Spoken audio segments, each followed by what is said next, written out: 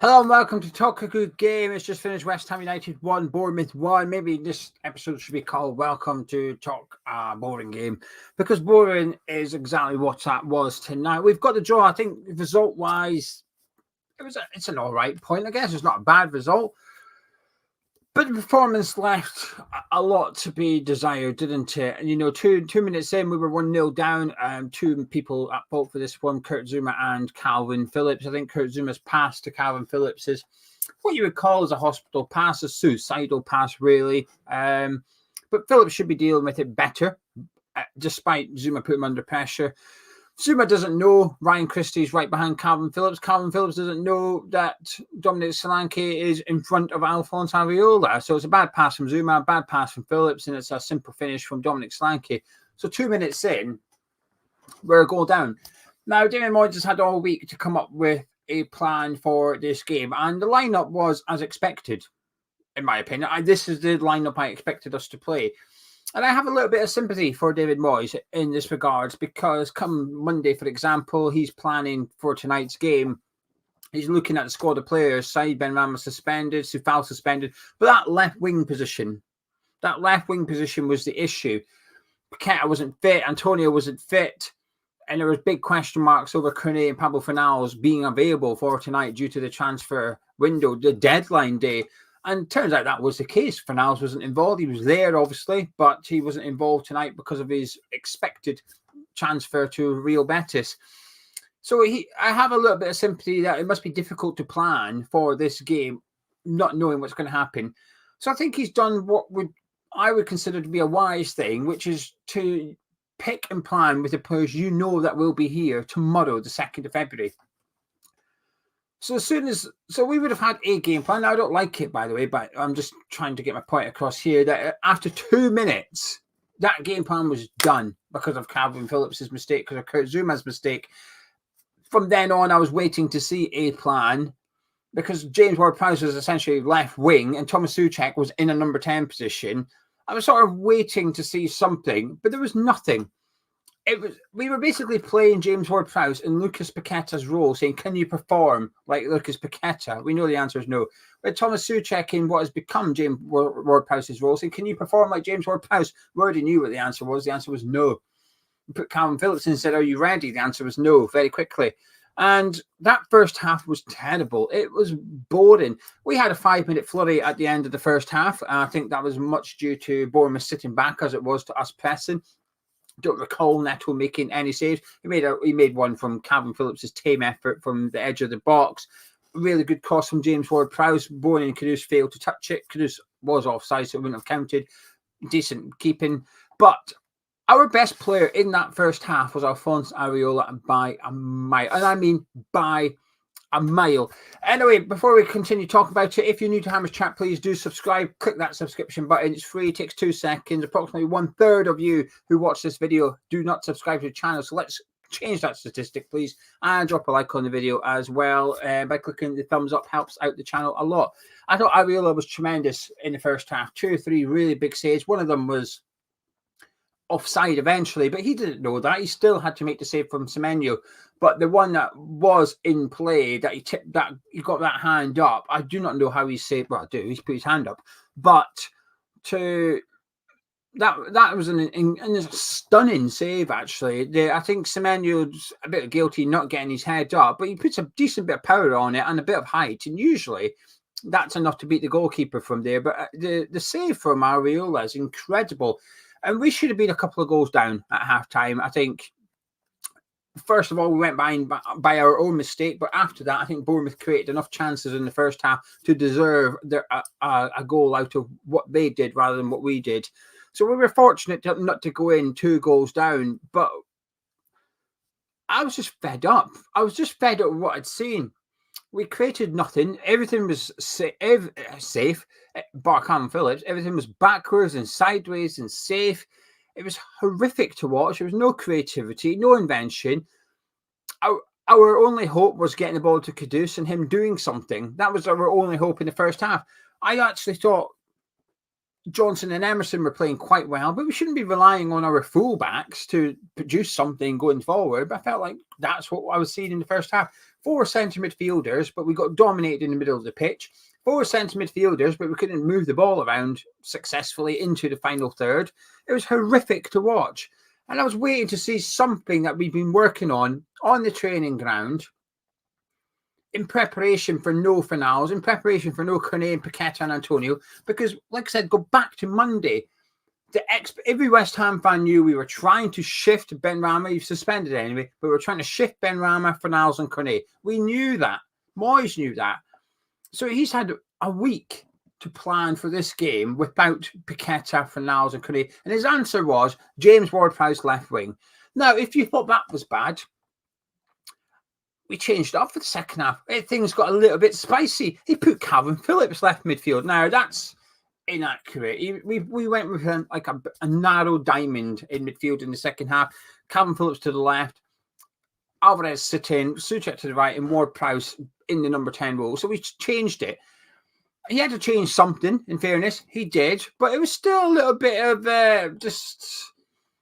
Gonzo's got a phrase he likes using, rearranging the deck chairs on the Titanic. And he hasn't used it for a while. I bet he uses it tonight. He's at the game, so he'll do his video. I bet he uses that one in regards to what we did in the second half.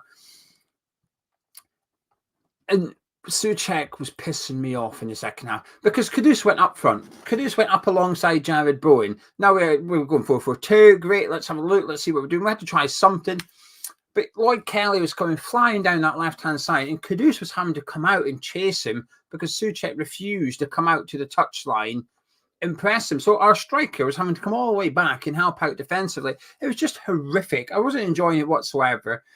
Now we get an element of luck. Bournemouth scored their only goal through an element of luck from us, our defensive mistake. We got an equaliser through an element of luck from Bournemouth's defensive mistake, and funny enough, Lloyd Kelly's mistake. It's superb play by Kudus. Quick change of pace. You'd expect him to try and cut in on his left foot, as he usually does, but he's happy to go down the right as well. He goes past Lloyd Kelly.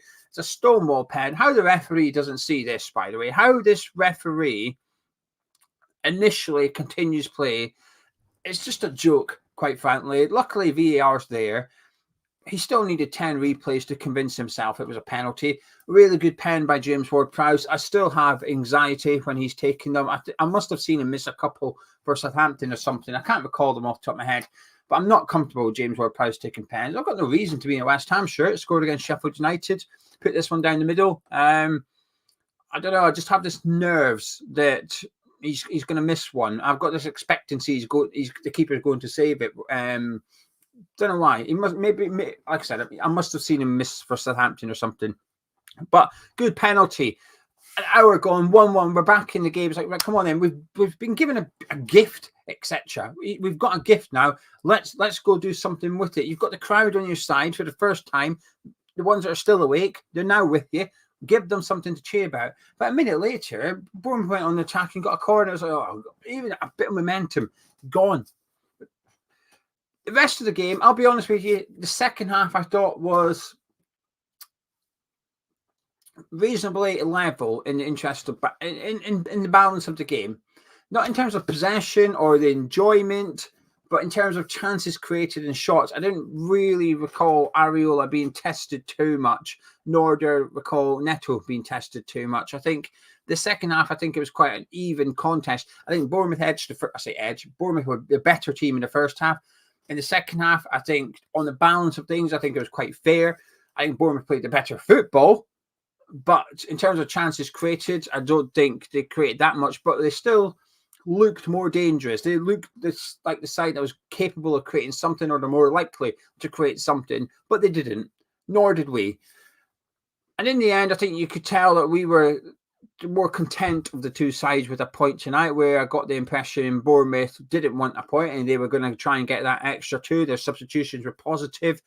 They didn't work. I don't think Kluivert particularly played well when he came on, but the substitutions from Areola was positive. He was trying to win that game, whereas ours was a little bit, on paper, it's positive, taking Phillips off, putting Danny Ings on, and putting Cornet on at the end. Didn't really feel positive moves. And I know we're missing players, But here's the reality. Cornet is now a serious member of the squad because of selling Benrahma and Fornals. He is someone that we're going to be requiring. He came on with 3 minutes to go or something. This is a guy that we as a football club have decided to essentially promote from useless to might have to play now and again. And he gets 3 minutes tonight. Now, it's not like the players on the pitch were playing fantastically well and there's a difficult substitution to make. I think it would have been quite easy to put Cornet on. I think it would have been quite easy to put Cornet on at half-time, truth be told. That's what I was hoping to see. I was hoping to see Cornet come on. I'll be honest with you, I would have taken Ward-Prowse off. I know he went on to score. I don't think he had a great game, personally. He was wedged at left wing because Moyes picked 11 players and went with it from that. He didn't pick tactics or a formation to beat Bournemouth and put the best players in those positions. He picked his 11 players and decided how to get them into the starting 11. And you could see it coming a mile away. We've covered it on this channel this week, what Moyes is going to do. This was always the conclusion. He will do this. He will play all 4 centre midfielders and shoehorn Ward-Prowse out on the left, which, one good cross from him, but it was a ridiculous thing to do.